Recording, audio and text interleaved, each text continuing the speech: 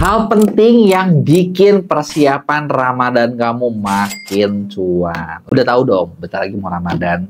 Mungkin cuman kayak dari lu nonton video 1 bulan, 2 bulan, gua nggak tahu kapan lu nonton. Tapi kayak lu tahu nggak sih kayak satu-satunya gue selalu bahas ya, maksudnya Ramadan ini kalau buat gue senang banget, gue menantikan banget. Kenapa? Karena kalau bisa dibilang kalau buat lo yang jualan online, Ramadan itu kesempatan di mana dalam 1 bulan omset tuh minimal harus naik. Menurut gue bukan 2 kali lipat ya. Menurut gue minimal 3 sampai 5 kali lipat. Kalau lu nggak dapat segitu, wah udah deh. Galau udah lo. Kalau gue nggak dapat segitu bete gue udah. Menangis gue.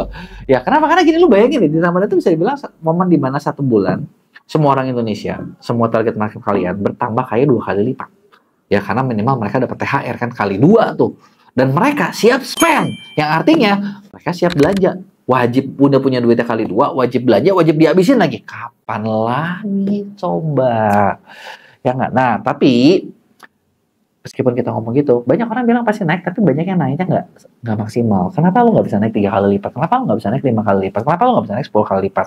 Padahal banyak loh klien kita di MEA, ketika masuk lebaran, naiknya itu bukan 2-3 kali lipat, bahkan banyak yang di atas 10 kali lipat. Nah, gue mau spill beberapa persiapan yang lu harus lakuin. Tapi buat lu yang baru nonton, jangan lupa sebelum lu mulai buat lu klik tombol subscribe dan lu aktifin lonceng notifikasinya ya.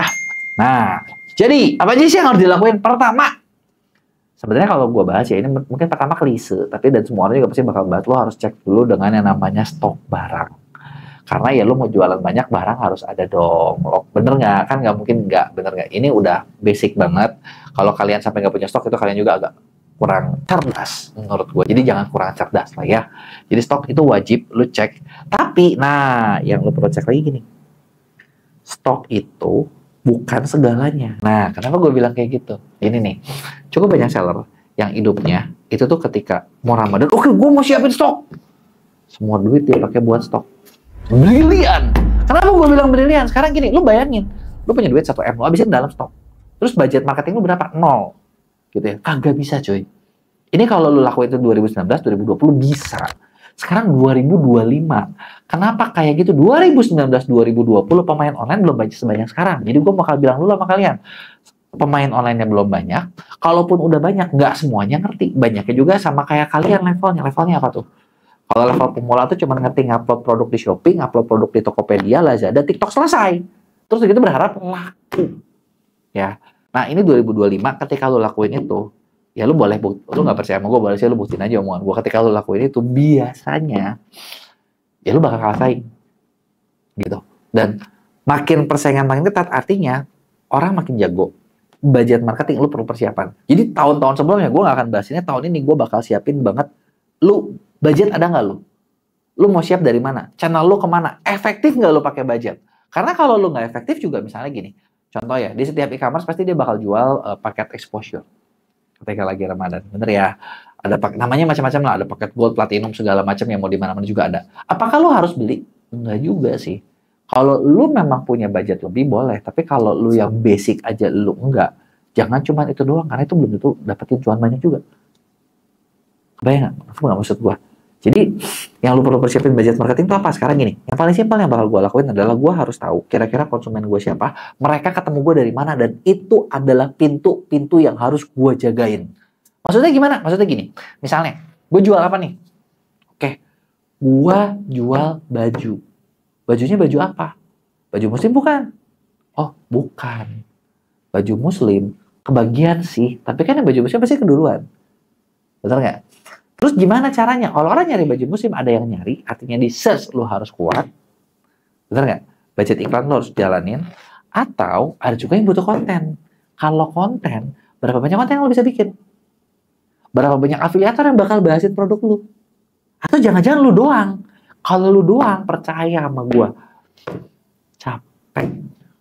Udah capek, belum tentu orang percaya. Kenapa? Karena gini, lu bayangin. Contoh ya, jujur, dari beberapa produk yang gue alamin ya, ini 3 kan, gue udah bikin total ada 3 buku nih ya. Nah, buku gue yang pertama itu adalah buku yang bisa dibilang gue yang mati-matian buat mempromosikan gitu ya. Gue bikin banyak konten keranjang kuning, dan itu kalah dengan buku Affiliate Academy yang konten keranjang kuningnya gue dikit banget bikin ya. Harganya kali 2, itu harganya setengahnya, dan penjualannya ini 2 kali, 3 kali lipat lebih tinggi dari buku gua. Kenapa tidak adil? Karena yang bahas ini banyak, kekuatan banyak, itu kagak bisa dilawan. Kebayang gak lu? Jadi jangan cuma lu yang bikin konten, karena gini, lu mau kuat bikin konten berapa banyak, lu punya tim internal, oke, lu kuat 100 per hari, enggak kan? Lu kuat 50, belum tentu. Lu kuat ngepost 10 misalnya. 10 tapi orang ngelihat dari lu semua, orang juga nggak percaya. Gitu, dan yang perlu ngerti adalah satu orang, kadang misalnya kalau kita ngomong dari konten ya, itu tuh butuh terinfluence, perlu terlihat beberapa kali baru kayaknya oke juga. Bener nggak? Terus perlu lihat orang lain mau pakai apa enggak gitu loh. Kebayang nggak? Makanya nih di MEA nih ya, kita tuh ada satu produk yang sekarang tuh lagi laku banget.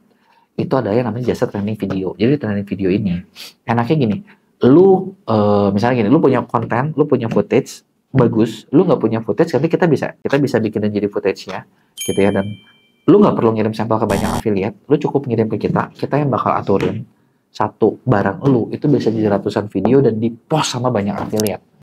Terus udah gitu masih bisa di ads lagi. Kebayang nggak lo? Wah, ini satu produk yang powerful banget loh. Dan Ramadan tahun lalu beberapa produk brand yang kita pegang yang gede itu caranya kayak gitu.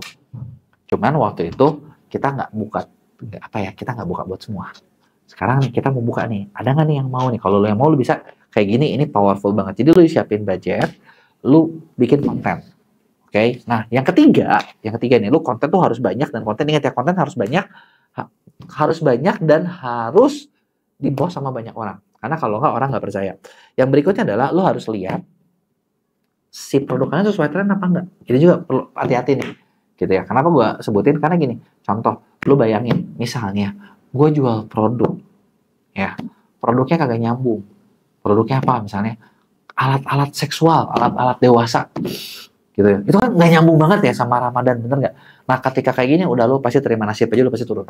Gimana orang lo nggak nyambung ya? Bener nggak? Kalau lo ada liburan, New Year gitu kan, Valentine, nah, mungkin rame. Bukan itu, gagal, gitu ya. Nah, terus yang berikutnya adalah yang perlu kalian juga cek track. Ini juga hal simple, itu lo pastiin toko kalian itu sesuai sama tema Ramadan. Mulai dari gambarnya, desainnya, gitu kan. Terus atau misalnya gini, konten-konten kalian, gitu kan. Gini, kita jual produk mungkin nggak 100% nyambung. Tapi kalau misalnya lu ada suasananya, orang tuh seneng gitu loh. Oh, feel-nya ada feel Ramadannya nih, gitu kan. Ada sesuatu yang bedanya nih, ada sesuatu yang uniknya nih. Nah, ini adalah beberapa hal yang bakal kepake banget buat kalian naikin penjualan di Ramadan. Jadi kalau lu tanya persiapannya apa, ya ini adalah beberapa persiapan yang pentingnya, gitu ya. Nah, terus ada nggak misalnya, kalau misalnya ada nggak hal lain? Sebenarnya ada juga, cuman masalahnya gini, kadang gue nggak mungkin bisa bahas di konten semua, karena gini kan perlu lihat toko lu kayak gimana, strategi khususnya kayak gimana, spesifiknya kayak gimana. Nah, inilah yang kadang nggak bisa didapetin di konten. Maka dari itu sebenarnya kita di MEA, kita udah bikin program nih. Jadi ada buat edukasi, kita punya 2. Pertama, ada yang namanya program pendampingan ordal ini. Jadi kita punya tim konsultan yang bakal ngecekin toko kalian kayak gimana, kalian harus ngapain biar rame. Jadi ini benar-benar semua solusinya personalized, khusus buat kalian gitu loh, bukan buat orang lain. Jadi, nah di sini ini efektif banget, dan lu tinggal kerjain pakai tim lu internal lu sendiri, gitu ya. Atau yang kedua nih, kalau misalnya lu enggak, kita juga ada kelas intensif dan ini offline. Tapi memang kalau offline mungkin cuma buat yang di Bandung kali ya. Kalau lu mau ke Bandung ya boleh juga. Lu bisa langsung ngobrol sama tim kita, gitu ya. Nah buat lu yang mau gabung, nanti lu bisa lihat di link yang gua ada di deskripsi gitu ya. Di link tentang semua produk yang gua, gitu ya. Nah, kebenaran buat kalian juga yang sedang belajar nih, bulan Maret kita ada event khusus bukber bareng sama Ordal TikTok. Nah, jadi di bukber ini bakal dibahas nih gimana caranya buat kalian naikin penjualan khususnya lewat TikTok, gitu ya.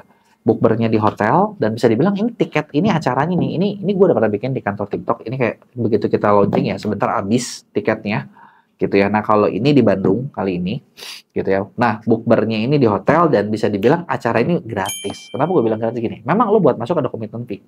Tapi komitmen fee-nya itu lo ditukar sama apa? Saldo ke ads.